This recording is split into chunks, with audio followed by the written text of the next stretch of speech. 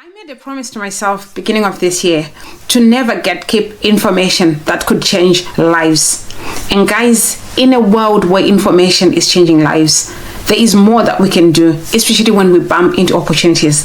I made a pact with myself to say I was gonna dig deep, find real opportunities that could change lives, impact lives. And guys, we are on a roll. Remember, last week we were sharing opportunities within the NHS for recruitment events, for support workers, for care assistants within the NHS. Today I'm bringing you opportunities again within the NHS. No wonder why I'm so humbled and passionate at the same time to be sharing life-changing opportunities, because I joined the NHS over a year ago and it has changed my life personally, financially, physically as well. And I will be sharing my journey and I'll be sharing all the transformations with you. No wonder, all the more reasons why we need to be here building a community. Guys, in this video today, I'm going to be sharing with you some non-clinical recruitment opportunities that are within the NHS. This is on a larger scale.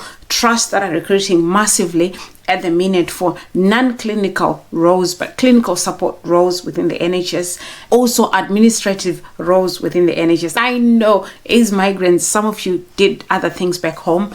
Some of you were in non-clinical but administrative roles but are already in the UK, and these are some of the opportunities that you're never supposed to miss. Also in this video, I'll be sharing a volunteering opportunity within the NHS, and this is a recruitment event where they are on a mass drive to recruit for volunteers. It's an event not to miss. I've spoken about volunteering, about joining the bank team as an opening to bigger opportunities within the NHS. So it's something that one should actually explore. It's really worth it for one to explore that. So today I'm talking about opportunities within the Oxford University Hospitals NHS Foundation Trust, and also an opportunity in Rotherham, Doncaster. So do stay tuned in this video. And guys, without wasting much of your time, my name is Florence, and on this platform we do share about life in the diaspora, opportunities not just in the UK but abroad, anywhere abroad, other opportunities in other countries. We do share here because we want to see people's lives change. We want to see transformation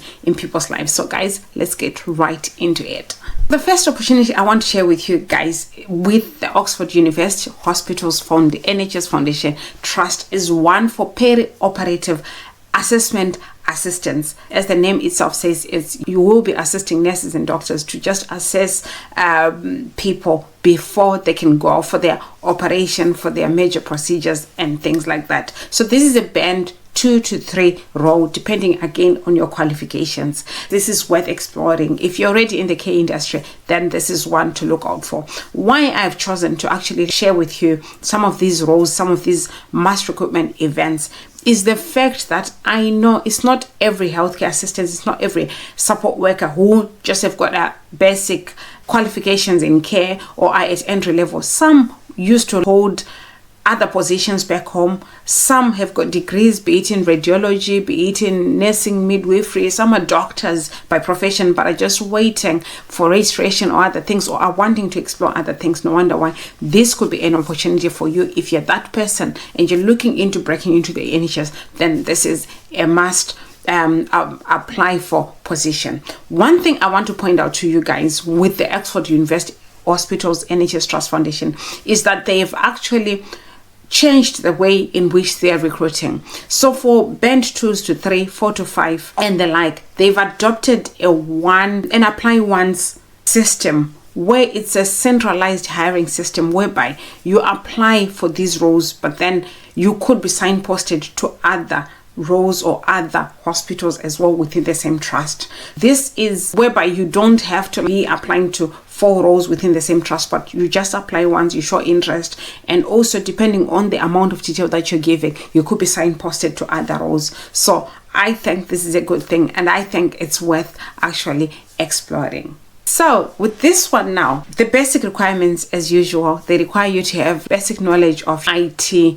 your Excel, your Word, and also your Outlook. So this is basic IT skills, and obviously basic customer care is at the forefront of what they do. So they really require you to have this. And also, like I've been saying, the NHS is changing the way it's recruiting, it's changing the way it's expecting people to show up and turn up and the qualifications that they have. So definitely maths and English GCSE is a requirement, and they want somebody who would have passed it with a score of A to C. So you have to make sure if you're gonna apply for this role, then definitely you have to have your maths and English.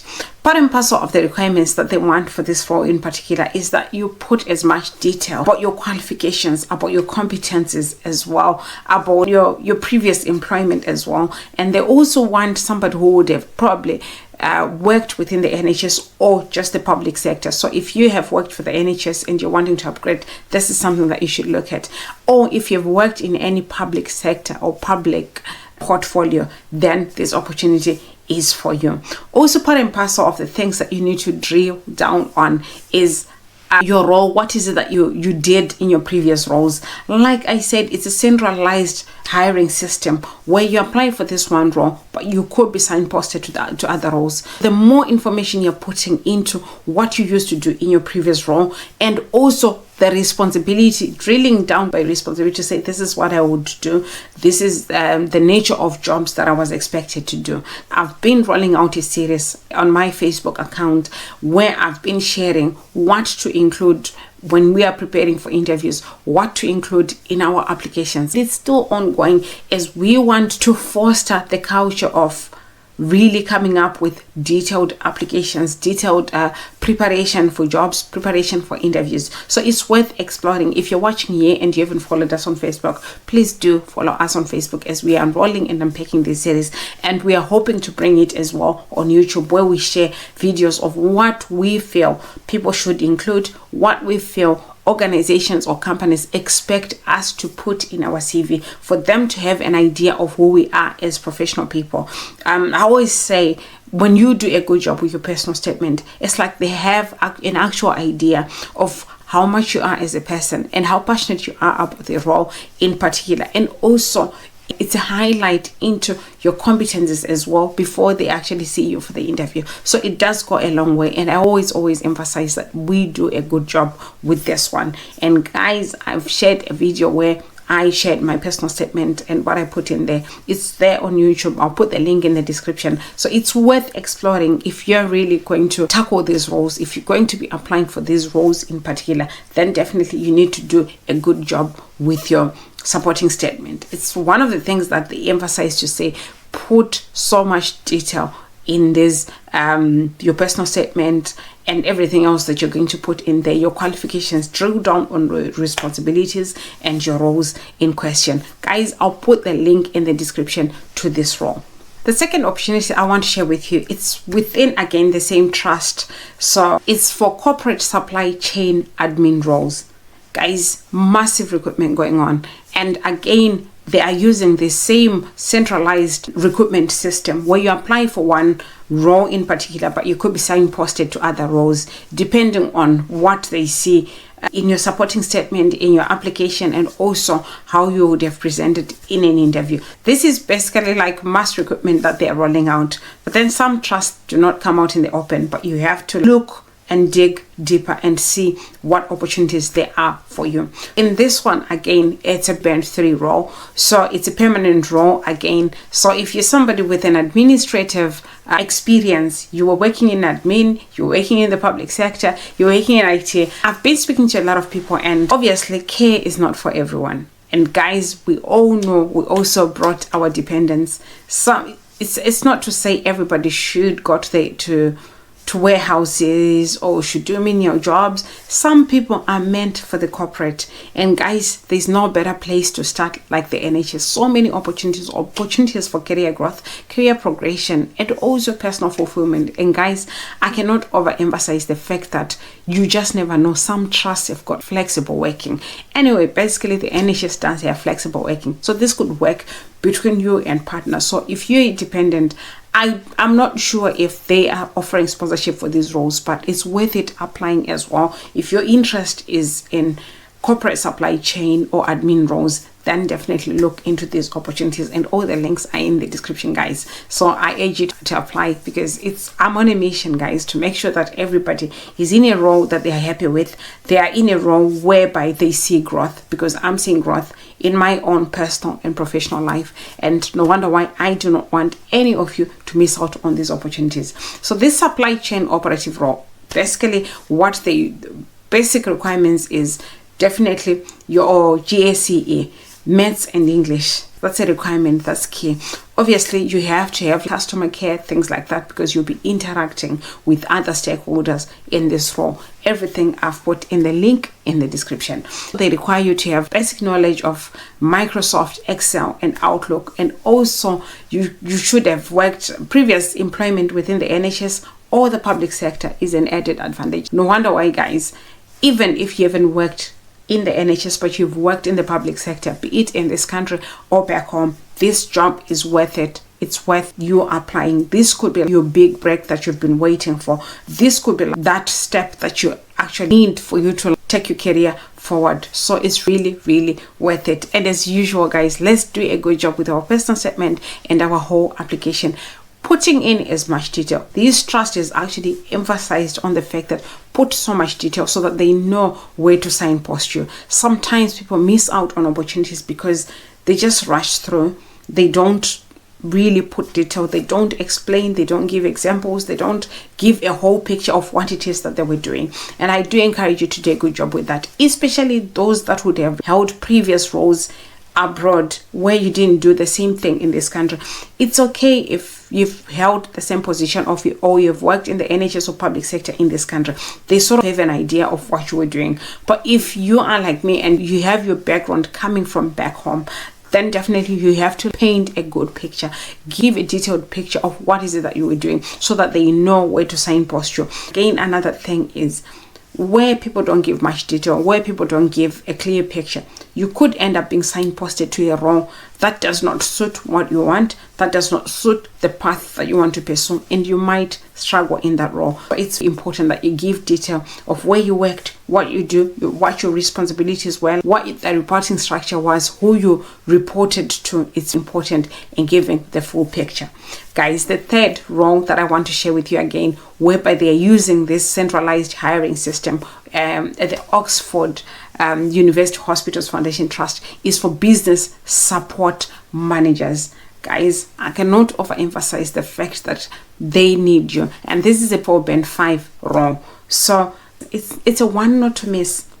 I know amongst you there are people with degrees, masters, and they're like, this is a role for you. If you know anybody who's got that experience in business support management, then definitely this is for them.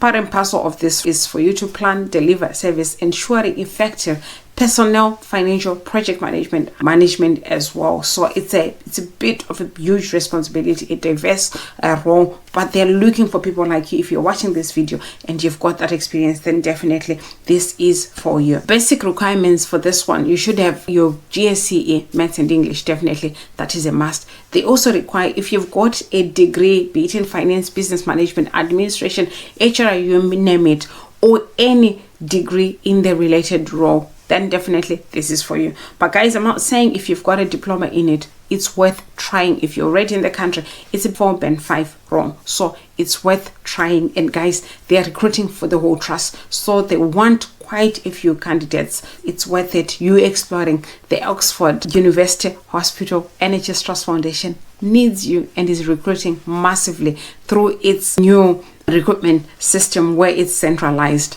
The other opportunity I want to share with you is with the Rotherham, Doncaster and South Humber. This is the North Lincolnshire. If you live there and you want to volunteer with the NHS, then this trust is actually calling for volunteers.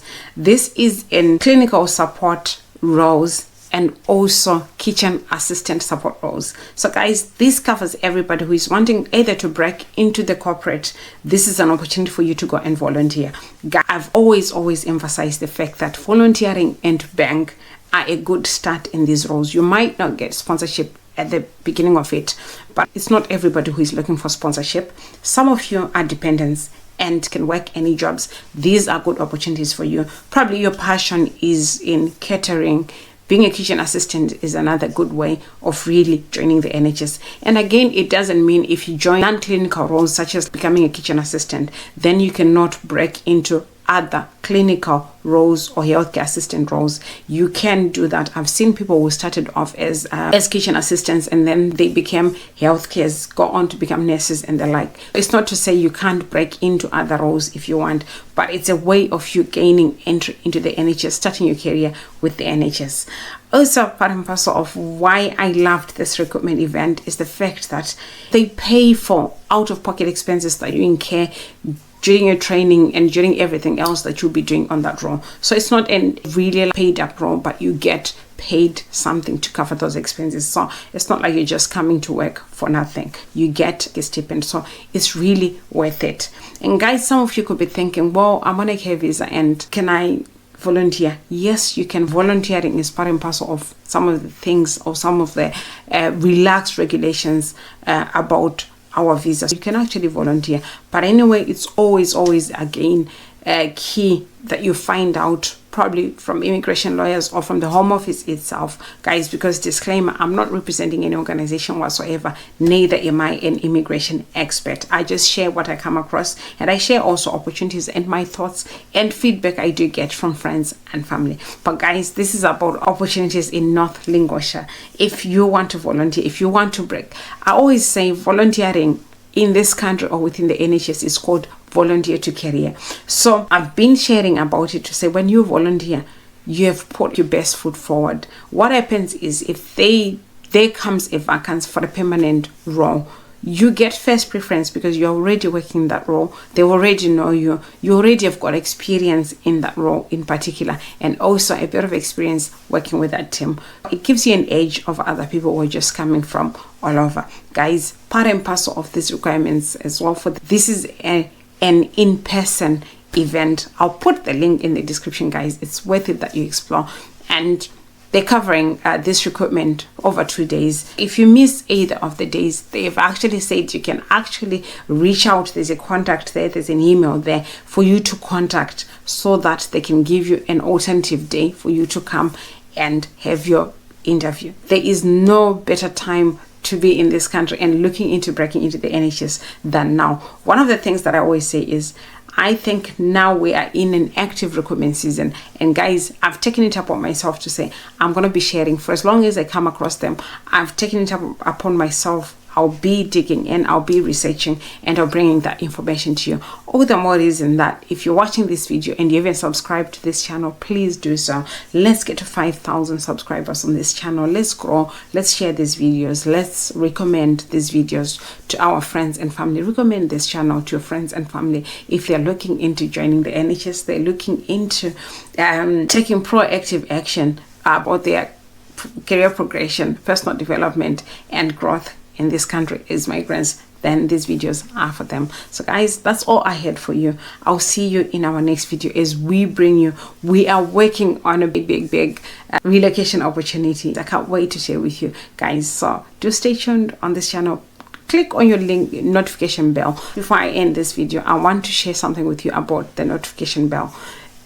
You now know we are sharing opportunities, and some of these opportunities, they tend, if they've received the number that they're looking for in terms of application, they close the application even before the date that they would have said. So it's not something that you want to miss out on. It's worth it that you put on your notification bell so that you don't miss out each time that we come with opportunities. And we are going to be coming to you with opportunities, guys. We are going to be coming to you with those opportunities, definitely, because we are constantly finding out what's on the market, where are people needed, because I've realized that some people are in this country, but the nature of the jobs that we do, sometimes we're just overwhelmed.